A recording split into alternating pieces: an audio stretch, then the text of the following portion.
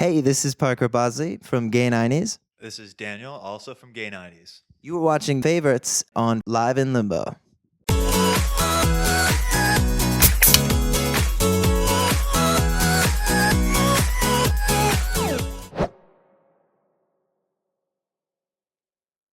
A really nice lady knit my baby boy a pair of boots and sent them in the mail. She made me a headband as well that said the heart wants what it wants. That was amazing. I mean, we've had some cookies, questionable cookies though. Don't give bands food. We barely eat anyways. Cigarettes. Darts and wine. It's a wine. No, drink tickets. So we have the option. But no, favorite. Also, like Robert Georgieff, who's this amazing fan in Toronto, local. My favorite interaction with him was he's always taking amazing photographs at shows, and on Facebook, his name is Rob, and then like Ert, and I thought his full name was Rob Ert, and so I'm always telling people about this amazing photographer named Rob Ert, and he finally corrected me and was like, "Listen, man." After 2 years. My name is not Rob Ert. It's Robert Georgieff. And I was like, ooh, cool. That's embarrassing. So that was fun. I really like Anderson .Paak. You said they'd be easy questions. These are like the hardest questions ever because they're like so important. It's true. Oh, I love Eric Campbell from Vancouver. He lives off of seeds, and he's just an amazing psych guitar player. He's unreal. Eric Campbell and The Dirt, favorite. Eric Campbell is unique because first of all, I've played guitar with him a few times. Like I've done some touring with him in this blues band, and the way that he plays guitar is he describes it as violent jazz, and it's kind of insane. If there's one man who like really puts his body and soul and vigor, youthful vigor into beating up his instrument, it's him. I was thinking about Eric playing guitar, and yeah, he's a local legend. That kid. He's quite young. Mm-hmm. And, he actually plays his guitar is. It was one of the Pixies pawned it, and he snatched it up.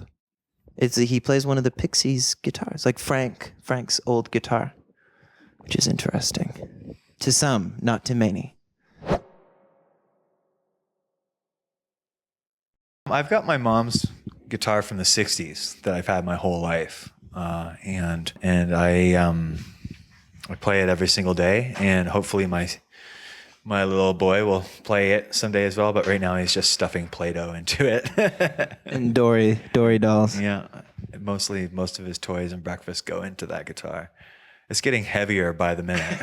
It's so funny. And moldier. And yeah, you got to kind of shake it out. And, yeah.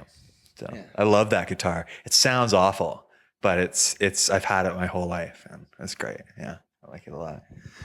My favorite instrument is my Coronado, which I've fallen in love with. It's like the weirdest guitar, but it works for me. And it's so rusty. There's like mold growing from the pickups. I'm very sweaty.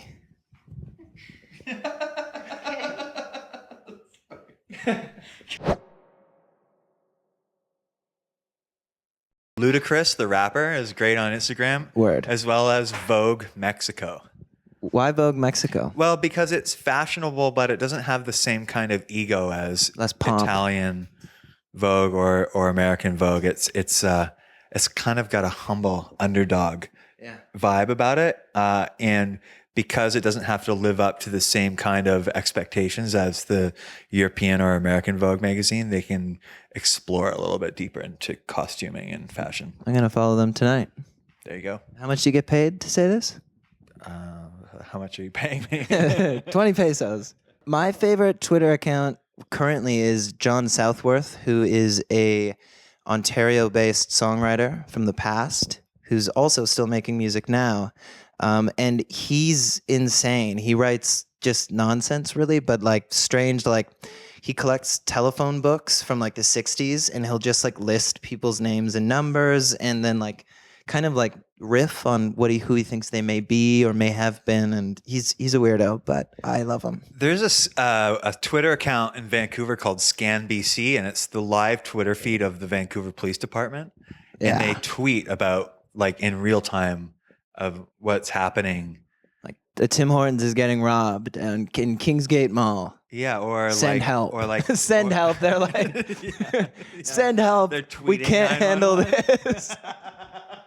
But no, it'll be like woman stabs boyfriend over fight over can of soup or something like something great. It's all like really dangerous crimes.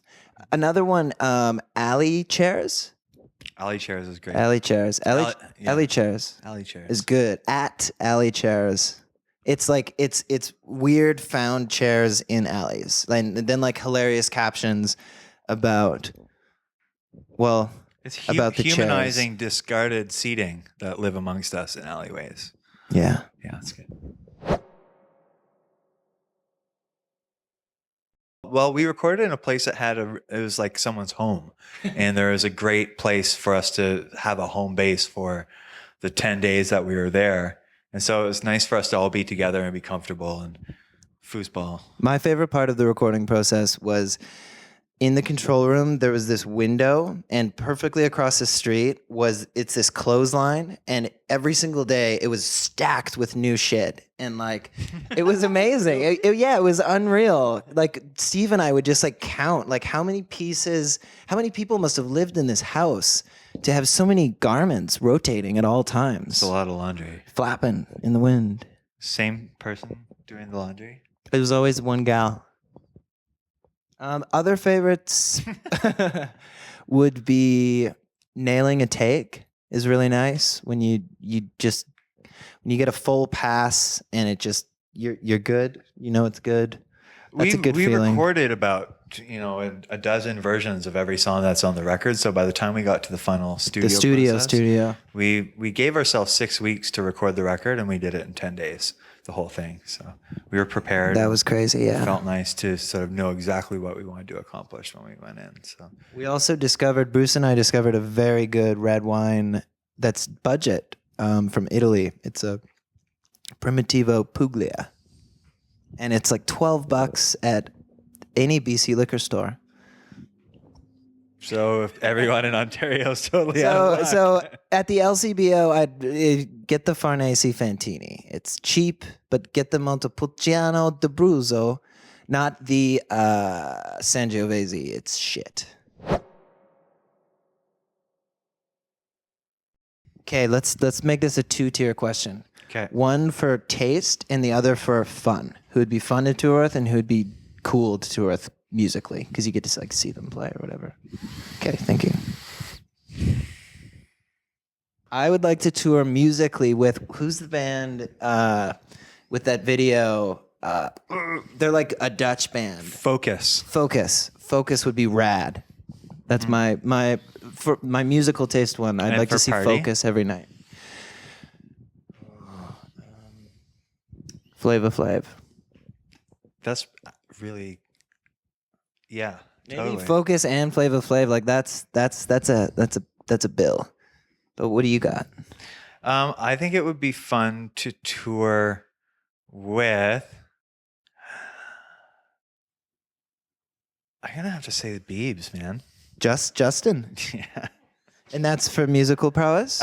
absolutely. For dance moves. And he's got moves. He does have moves. No, but I feel like for fun times, it's not Hanging with his entourage. Hanging with the Biebs could be fun. Racing Lambos. And musically, if I could go back and tour with Young Young Bieber. Bieber. If I could go back in time and tour with Baby Yeah era Bieber. Yeah. When he was like 14. Young Biebs. Young Biebs. There's a real answer to this question. Yeah. Let's figure out the real one. I want to say Wings. I'm always this whole thing is just Wings. Yeah. Wings is the band the Beatles could have been. Yeah. We love Wings. Yeah. Wings. Yeah. Wings. I'm gonna have to say the Commodore Ballroom in Vancouver. Yeah. If being a Vancouver band, everybody that is sort of starting off playing smaller venues in Vancouver at some point hopes to be able to play that venue. It's legendary. The sound is incredible. The crew and the staff there are legendary. Everyone's really kind. Oddly, you can, no, actually, never mind. I won't say that. I don't want to ruin it for everybody else. Pro. But we got to play the Commodore last year with Age of Electric. They came out of the closet. Their mothers. And so that was personally my first time playing the Commodore, and it was a big deal for me. It was amazing, amazing show.